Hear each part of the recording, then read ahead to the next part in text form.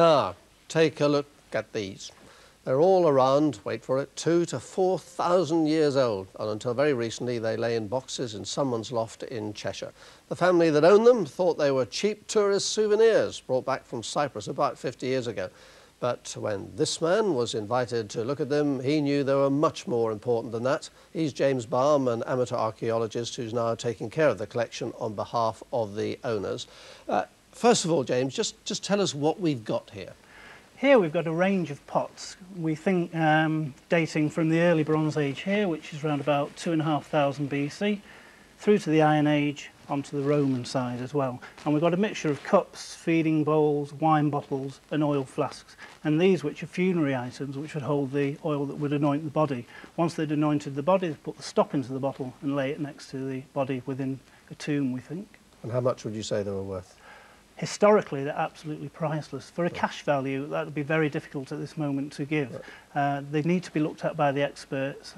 As a collection, they're just tell us where they were found. They were found in Cyprus. Now, I've done some research as to how they ended up in Britain.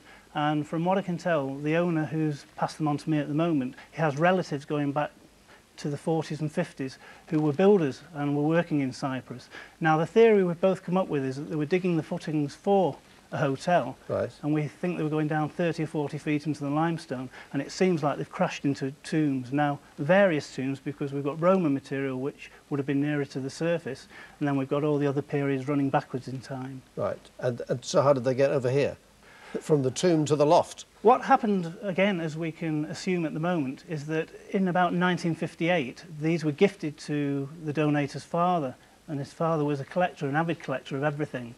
And he brought them back to Britain. Right. So, and when the son found them in the loft quite recently, he had no idea of just what he'd found, had he? None whatsoever. He just asked me, did I know anything about pottery? And I said, I'll take a look. He thought they were tourist pieces that may have been brought back in the 50s, replicas in effect.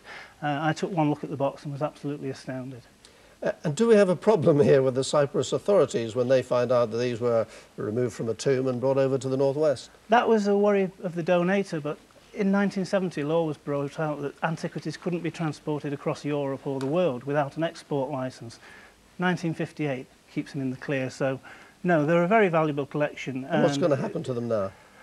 I'm going to make sure that they get exhibited. The gentleman that gave them to me on the basis that I would let people see them and let them be seen by everybody, because the history is there and people love history. So museums, libraries will be the initial sort of places we put them. And as an archaeologist, I mean, how important is this find?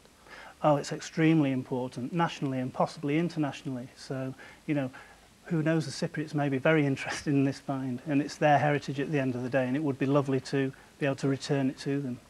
James, fascinating stuff. Thank you very much indeed for coming in and talking about it. It's a pleasure, thank you. Thank you.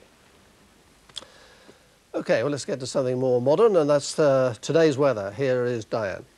Good evening. Well, they definitely went into the right hands. If they'd come to my house, I would have taken them all to the tip. It just shows you don't know a lot, do you really?